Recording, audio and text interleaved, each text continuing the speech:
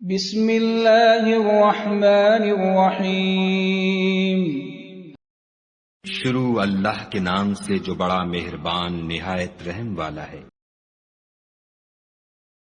أَلَمْ تَرَ إِلَى الَّذِينَ قِيلَ لَهُمْ كُفُّوا أَيْدِيَكُمْ وَأَقِيمُوا الصَّلَاةَ وَآتُوا الزَّكَاةَ فَلَمَّا كُتِبَ عَلَيْهِمُ الْقِتَالُ إِذَا فَرِيقٌ مِّنْهُمْ يَخْشَوْنَ النَّاسَ كَخَشْيَةِ اللَّهِ أَوْ أَشَدَّ خَشْيَةً وقالوا ربنا لم كتبت علينا القتال لولا أخرتنا إلى أجل قريب قل متاع الدنيا قليل والآخرة خير لمن اتقى ولا تظلمون فتيلا۔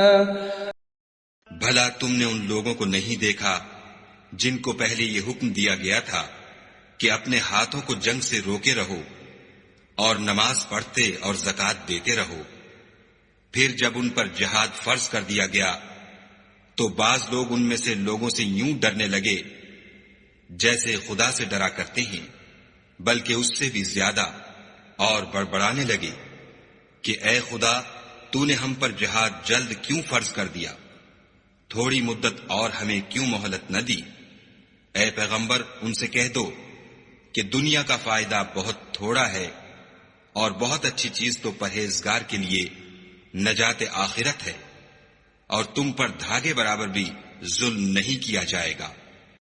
أينما تكونوا يدرككم الموت ولو كنتم في بروج مشيدة وإن تصبهم حسنة يقولوا هذه من عند الله وإن تصبهم سيئة يقولوا هذه من عندك قل كل من عند الله فما لهؤلاء القوم لا يكادون يفقهون حديثا۔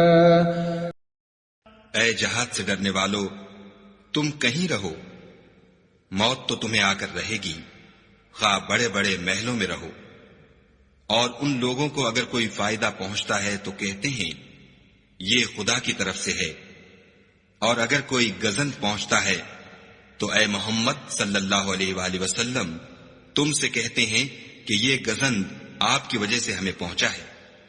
کہہ دو کہ رنج و راحت سب اللہ ہی کی طرف سے ہے، ان لوگوں کو کیا ہو گیا ہے کہ بات بھی نہیں سمجھ سکتے۔